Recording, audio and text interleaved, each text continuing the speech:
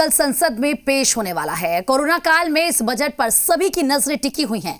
आम लोगों को भी इस बजट से ढेर सारी उम्मीदें हैं। मिडिल क्लास टैक्स वाली राहत चाह रहा है, लेकिन क्या मिलेगा और कितना मिलेगा ये तो बजट पेश होने के बाद ही पता चलेगा। लेकिन उससे पहले हम आपको कुछ भविष्यवाणियां जरूर सुना सकते हैं, जिससे आप ये जान सकते हैं कि टैक्स के मोर्चे पर बजट में क्या ऐलान हो सकता है। ये आर्थिक पैकेज आत्मनिर्भर भारत अभियान की अहम कड़ी के तौर पर काम करेगा। कोरोना संकट से जुड़ी जो आर्थिक घोषणाएं की थी, जो रिजर्व बैंक के फैसले थे और आज जिस आर्थिक पैकेज का ऐलान हो रहा है, उसे जोड़ दें तो ये करीब करीब 20 लाख करोड़ रुपए का है। 12 मई 2020 को प्रधानमंत्री मोदी ने 20 लाख करोड़ के आत्मनिर्भर पैकेज का ऐलान किया। उसके बाद लगातार देश में आत्मनिर्भर भारत को बढ़ावा देने के लिए सरकार ने कई अहम फैसले लिए। इन फैसलों का असर भी दिखा, जब आयात के मुकाबले निर्यात में बढ़त देखने को मिली। देश में व्यापार घाटा भी कम हुआ। ऐसे में अब ये उम्मीद की जा रही है कि 1 फरवरी को जो बजट पेश होगा वो आत्मनिर्भर भारत वाला बजट होगा। वित्त मंत्री निर्मला सीतारमण और वाणिज्य मंत्री पीयूष गोयल लगातार इसके संकेत दे रहे हैं। कोरोना काल में देश के कई उद्योगों को भारी नुकसान हुआ और लगातार इन उद्योगों की तरफ से मांग की जा रही है कि बजट में सरकार कुछ बड़ी राहत का ऐलान करे।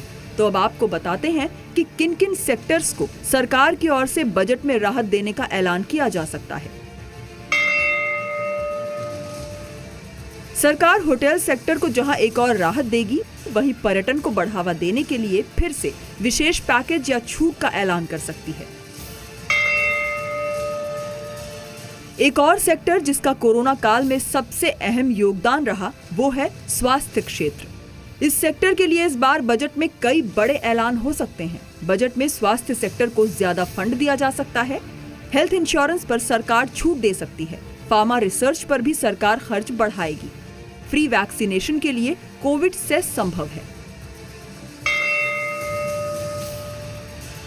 सरकार इस बार रोजगार और स्वरोजगार को बढ़ावा देने वाली योजनाओं पर खास जोर देगी।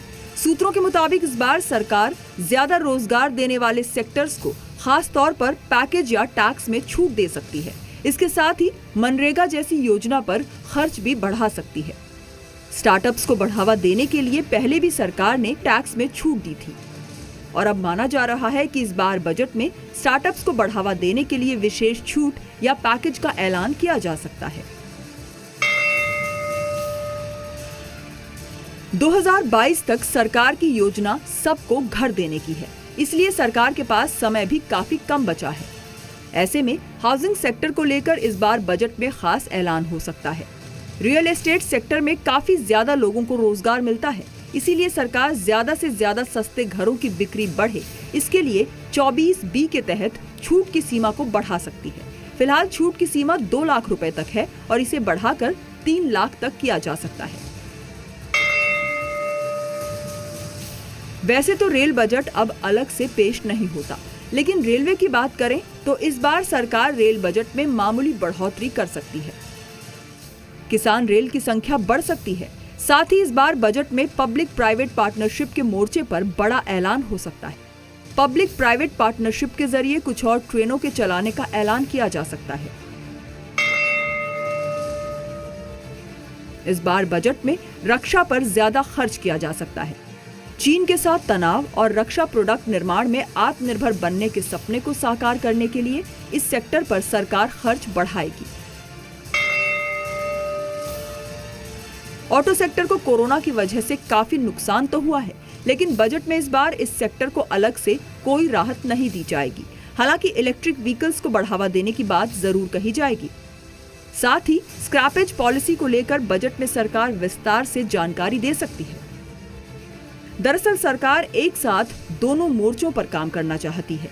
एक तरफ लोक कल्याणकारी योजनाओं के जरिए जन जन को मदद करना चाहती है, तो दूसरी ओर राहत और आर्थिक सुधार के जरिए इकोनॉमी को पटरी पर लाना चाहती है। ब्यूरो रिपोर्ट, जी मीडिया। तो बिहार में भी बजट को लेकर लोगों की उम्मीदें टिकी हुई हैं। खास करके सियासी बयानबाजी तेज हो गई है। एक तरफ एनडीए के घटक दल बजट को लेकर काफी सकारात्मक हैं, तो वहीं विपक्ष अभी से ही केंद्र सरकार पर कई तरह के आरोप लगा रहे हैं। यानी कि किस तरीके से आप देखें, आरोप प्रत्यारोप का दौर पहले ही शुरू हो चुका है। बजट कल 1 फरवरी को पेश होना है, अभी वक्त है, लेकिन रिएक्शन आना शुरू हो चुके हैं। कोरोना काल के बाद बिहार सरकार की यह पहली बजट होगी, जो निश्चित रूप से चुनौतीपूर्ण बजट होनी चाहिए, क्योंकि जनता को बहुत उम्मीदें, बहुत आशाएं हैं। सिर्फ यह बजट खाना पूर्ति बजट ना हो, सिर्फ यह बजट जो है लूट का बजट ना हो, सिर्फ ये बजट ऐसा बजट ना हो जो कि दिखावे का बजट हो। आगामी बजट जनता के हित में हो, जनता के हक में हो। कल केंद्रीय बजट संसद के अंदर में पेश होना है। उस बजट पर सभी को ध्यान है, बिहार को विशेष तौर पे ध्यान है, इसलिए कि बजट के माध्यम से बिहार के विकास की रास्ताएं खुलती है।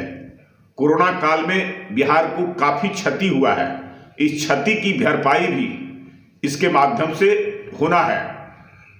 बिहार के विकास में चाहे सड़क, पुल, पुलिया, रेलवे, इंफ्रास्ट्रक्चर डेवलपमेंट, एग्रीकल्चर से संबंधित तमाम योजनाओं का विस्तारीकरण और नई योजनाओं का लाभ इस बजट के माध्यम से प्राप्त होगा, ऐसी आशा है।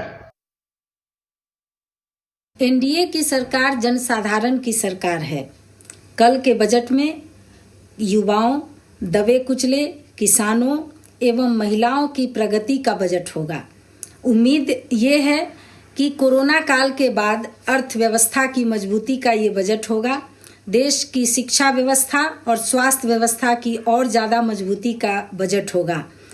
देश में उद्योग और रोजगार को और बढ़ावा मिले और साथ ही जो वेतन भोगी हैं उनके इनकम टैक्स रिबेट का स्लैब में भी बढ़ोतरी हो।